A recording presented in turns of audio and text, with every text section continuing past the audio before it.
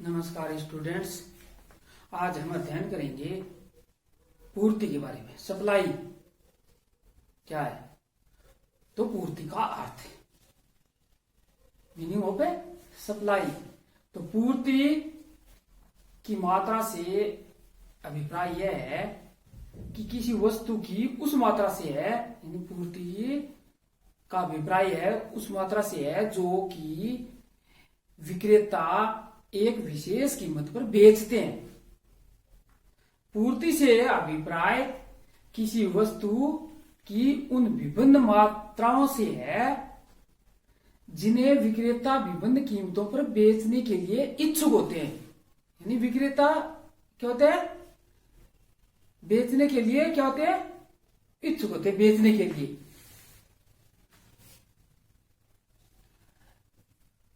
Stock से पूर्ति और स्टॉक की धारणा है अलग अलग है, दोनों अर्थ।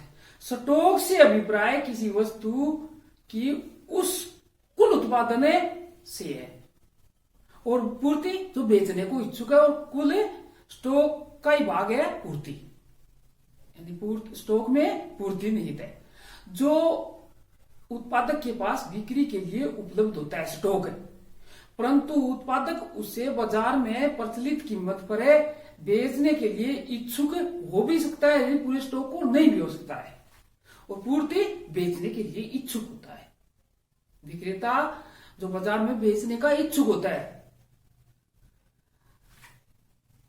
थॉमस ने परिभाषा दी, बताया कि वस्तुओं की पूर्ति वह मात्रा है जो एक निश्चित बाजार में किसी निश्चित समय पर विभिन्न कीमतों पर बिकने के लिए प्रस्तुत की जाएगी। बेचने के लिए जो माल बेचने के लिए प्रस्तुत किया जाएगा वो क्या है? पूर्ति है, सप्लाई है। सैमुअलसन ने बताया, यानी सैमुअलसन के शब्दों में कि अन्य बातें समान रहने पर पूर्ति से अभिप्राय किसी वस्तु की, यानी पूर्ति विभिन्न वस्तुओं या विभिन्न बातों पर निर्भर करती है पूर्ति की मात्रा। तो अन्य बातें समान रहने पर कि पूर्ति से अभिप्राय किसी वस्तु की उन मात्राओं से है जिन्हें उत्पादक एक निश्चित बाजार में निश्चित समय अवधि में विभिन्न कीमतों पर बेचने के लिए इच्छुक होते हैं। बेचने के लिए इच्छुक होते हैं। और मांग अनुसूची के अनुसार ही पूर्ति अनुसूची होती है। जैसे पूर्ति अनुसूची क्या है? पूर्ति अनुसूची वह एक तालिका है। पूर्ति अनुसूची यानी सप्लाई शेड्यूल्स क्या है? वह एक तालिका है जो यह प्रकट करती है कि अन्य बातें समान रहने पर किसी निश्चित समय अवधि में किसी वस्तु के विक्रेता उस वस्तु की विभिन्न कीमतों पर उसकी कितनी मात्रा की पूर्ति करते हैं। पूर्ति तालिका। अन्य शब्दों में यानी कह सकते हैं कि पूर्ति अनुसूची वह तालिका है, यानी एक शेड्यूल है, तालिका है जो अन्य बातें समान रहने पर किसी वस्तु की कीमत, प्राइस और बेची जाने वाली मात्रा, क्वांटिटी के संबंध को प्रकट करती है। प्राइस और क्वांटिटी, प्राइस और क्वांटिटी, ये प्राइस टू क्वांटिटी की मात्रा के संबंध को प्रकट करती है। और मांग अनुसूची में यही प्रकट करती है। लेकिन मांग के अनुसार क्या है? मांग का नियम क्या है? जैसे जैसे किसी वस्तु की कीमत बढ़ती है तो मांग मात्रा घटती है, और कीमत घटती है तो मांग मात्रा बढ़ती है। अन्य बातें समान रहने पर मांग का नियम ये है। कैसा संबंध पाया जाता है?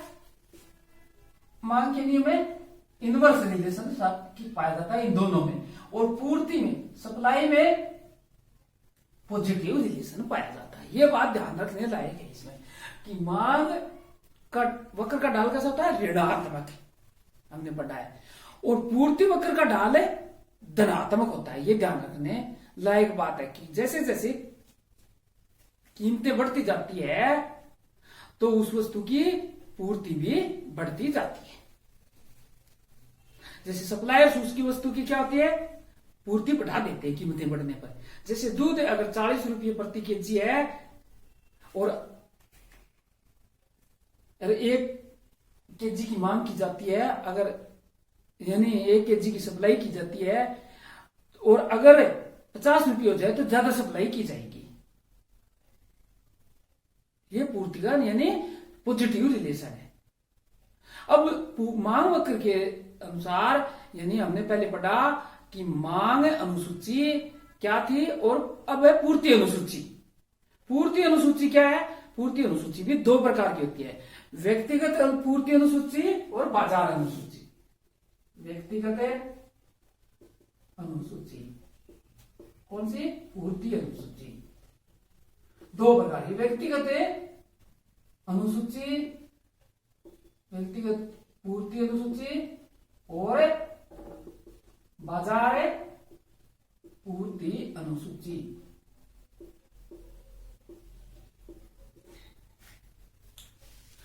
व्यक्तिगत पूर्ति अनुसूची।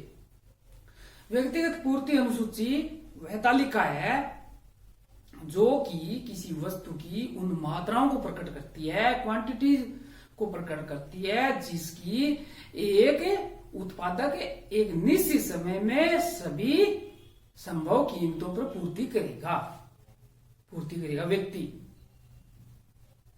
अब तालिका देखें कि आइसक्रीम की कीमत है, जैसे ये आइसक्रीम की कीमत है, और ये क्या है? पूर्ति है, पूर्ति मात्रा। अगर आइसक्रीम की कीमत 5, 10, 15 और 20 है, आइसक्रीम की कीमत है, और अगर 5 रुपये पर पूर्ति, क्योंकि पूर्ति करता क्या है? पूर्ति नहीं करेंगे, और अगर 10 रुपया कीमत हो जाती है तो पूर्ति करता क्या है? कितने? मान लो 10, 20 और 30, ये पूर्ति करेंगे ज्यादा लोग, पूर्ति करने वाले आइसक्रीम की कीमता के अनुसार। यानी जैसे जैसे वस्तु की आइसक्रीम की कीमत बढ़ती है तो उसकी पूर्ति मात्रा भी बढ़ती है, और इसको हमें एक रेखा चित्र के माध्यम से समझ सकते हैं।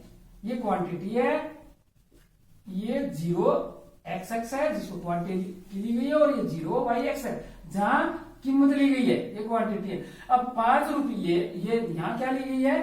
कीमत 5, 10, 15 और 20 रुपये कीमत ली गई है, और मात्राएं 0, 5 रुपये पर 0 है ये, और 10 रुपये अगर कीमत है, कीमत क्या है? 1, 2 पूर्ति की मात्रा है, ये तो कीमत हो गई, ये पूर्ति की मात्रा। 5, 10, 15 और 20, ये 25, ये यहां तक लिखिए। ये क्या है? पूर्ति की मात्रा है। 0 पर कितनी है? 5 रुपये कीमत पर है, पूर्ति है 0, और 2 रुपये सॉरी 10 रुपये कीमत अगर है आइसक्रीम की है तो पूर्ति करता कितनी? पूर्ति है 10 है ये, और 15 रुपये अगर आइसक्रीम की कीमत हो जाती है और पूर्ति करता कितने करते हैं? 20। ये कितने हैं? 15 रुपये कीमत है और 10 है 20 पूर्ति करते हैं, और अगर 20 रुपये कीमत है और पूर्ति करते कितने हैं? 30। ये 30, ये क्या हो गया? हमारा सप्लाई कराओ, पूर्ति वक्र हो गया। इसमें कैसा संबंध है? जैसे अगर आइसक्रीम की कीमत बढ़ जाती है तो पूर्ति भी बढ़ती जाती है। जैसे यहाँ ये देखो, पूर्ति ये बढ़ रहा है, पॉजिटिव रिलेशन है, इसको क्या कहते हैं? वो इस प्रकार के जो रिलेशन होते हैं उसको क्या कहते हैं? पॉजिटिव रिलेशन कहते हैं। तो ये एक व्यक्ति का हो गया। ये क्या हो गया? जैसे कोई ए व्यक्ति है, उसकी पूर्ति है, ए व्यक्ति है और उसकी पूर्ति है। इस तालिका से स्पष्ट होता है कि वस्तु की कीमत बढ़ रही है, यानी वस्तु की कीमत, आइसक्रीम की कीमत बढ़ रही है और उसकी पूर्ति भी क्या हो रही है? बढ़ रही है। 5 रुपये प्रति इकाई कीमत पर है उत्पादक आइसक्रीम की कोई मात्रा बेचने के लिए तैयार नहीं होता। 5 रुपये कीमत है तो अपनी वो बेचने के लिए तैयार नहीं होगा।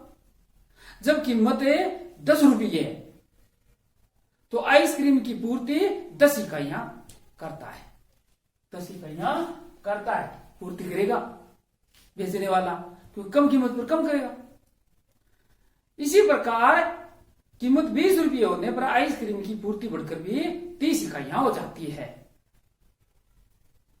इस तालिका में कीमत तथा पूर्ति की मात्रा में तुलनात्मक संबंध प्रकट। ये संबंध है एक प्रकार का व्यक्तिगत अनुसूची में, ये तुलनात्मक है, इसमें संबंध है। जैसे संबंध क्या हुआ, जैसे जैसे आइसक्रीम की कीमत बढ़ती जाती है, यानी पूर्तिकर्ता क्या कर देते हैं, पूर्ति की मात्रा भी बढ़ा देते हैं। जैसे कीमत बढ़ती जाती है तो उसकी पूर्ति भी बढ़ा देते हैं। जैसे कोई चीज की अगर आइसक्रीम या कोई वस्तु लो, अगर उसकी बाजार में कीमत बढ़ रही है तो पूर्ति सप्लायर्स क्या है, उसकी पूर्ति बढ़ा देते हैं, और कीमत घट रही है तो पूर्ति कम कर देंगे। ये तो हुआ व्यक्तिगत पूर्ति अनुसूची।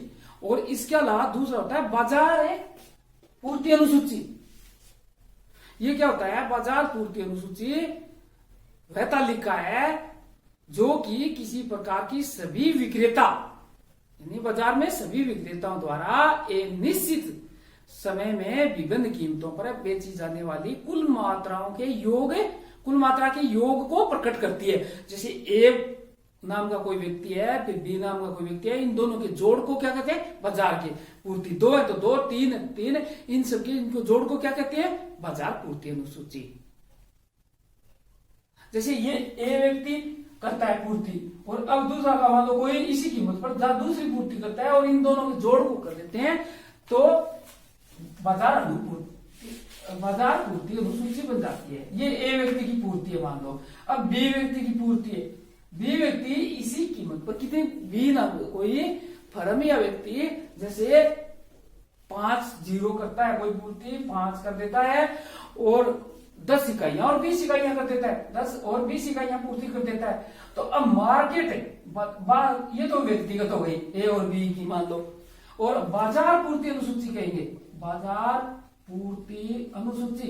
ये क्या होती है, ये होती है ए प्लस बी की जो इकाइयां हैं उनका क्या होती है, जोड़ होती है, मार्केट सप्लाई।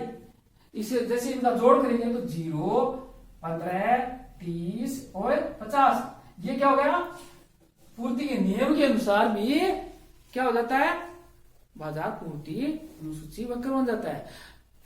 तो क्या है, यह तालिका, इस तालिका की मान्यता यह है, इस मान्यता पर आधारित है कि बाजार में किसी वस्तु यानी एक्स के 2 उत्पादक ए और बी है मान लो। जैसे आइसक्रीम की ए और 2 व्यक्ति उत्पादक है, और इनकी व्यक्तिगत पूर्ति अनुसूचियों के जोड़कर बाजार पूर्ति अनुसूची बनाई जाती है। जैसे ये पूर्ति ये व्यक्तिगत हो, इनको जोड़कर बाजार है। तो इस तालिका से यह ज्ञात होता है कि जब आइसक्रीम की कीमत 5 रुपये है तो कोई विक्रेता पूर्ति नहीं करेगा, सप्लाई नहीं करेगा, क्योंकि कम कीमत है। ज्यादा कीमत होगी उसको लाभ बढ़ेगा तो ज्यादा पूर्ति कर देगा। इसलिए 5 रुपये कीमत पर बाजार पूर्ति क्या है, 0 है। जब कीमत बढ़कर 10 रुपये हो जाती है, कीमत बढ़कर क्या हो जाती है, 10 रुपये हो जाती है, तो फर्म ए 10 इकाइयां और फर्म बी 5 इकाइयों की पूर्ति करती है। इस प्रकार यह बाजार पूर्ति वक्र यानी 10 + 5 15 इकाइयां हो जाती है। जैसे जैसे कीमत बढ़ती जाती है तो बाजार पूर्ति वही क्या हो जाती है, बढ़ जाती है। इसका पूर्ति वक्र ये क्या है, व्यक्तिगत मान लो ये ए का है और ये मान लो दूसरा बी का है, ये प्राइस है और ये क्वांटिटी है। अगर इनके जोड़ को अगर हम प्रदर्शित करें तो वो क्या हो जाएगा, बाजार पूर्ति अनुसूची वक्र बन जाएगा। और इनका व्यक्तिगत हो गया, इनके जोड़ को जैसे हम जितने भी उत्पादक हैं इन सब के जोड़ को, जैसे हम डेयरी देखते हैं, डेयरी में विभिन्न है, जैसे इस कीमत पर कुछ पूर्ति 10 केजी दूध की कर देते हैं, कुछ 15 केजी कर देते हैं, 40 रुपये पर कोई 25 कर देते हैं। ये तो हो गया एक व्यक्तिगत तो भी हो गया, और इन किस्म के जोड़ को कर देते हैं, वो बाजार पूर्ति अनुसूची हो गया, टोटल हो गया इनका। तो आज हमने क्या पढ़ा, पूर्ति क्या है। पूर्ति क्या है, निश्चित समय और निश्चित यानी कोई कीमत है उस पर उत्पादक पूर्ति करते हैं, सप्लाई करते हैं कितनी, तो वो क्या हो गया, पूर्ति हो गया। और पूर्ति वक्र का ढाल, मांग वक्र का ढाल क्या होता है, ऋणात्मक होता है। कीमत और क्वांटिटी मात्रा में कितना कैसा संबंध पाया जाता है, विपरीत संबंध पाया जाता है। यानी जैसे जैसे वस्तु की कीमत बढ़ती है तो मांग मात्रा घटती है, विपरीत हो गया, एक घट रहा है एक बढ़ रहा है। उसी प्रकार उसी नियम पर चलते हुए जैसे जैसे किसी पूर्ति नियम क्या है, जैसे जैसे किसी वस्तु की अगर कीमतें बढ़ती जाती है तो उसकी सप्लाई करे यानी उत्पादक ज्यादा भी पूर्ति करेंगे। ये कैसा संबंध हो गया, सीधा संबंध हो गया। तो मांग वक्र का ढाल इस प्रकार कैसा हो गया, मांग के नियम के अनुसार ऋणात्मक और पूर्ति वक्र का ढाल धनात्मक हो गया। व्यक्तिगत अनुसूची एक व्यक्ति का हो गया और बाजार पूरे बाजार के जोड़ व्यक्तिगतों का जोड़ का हो गया बाजार पूर्ति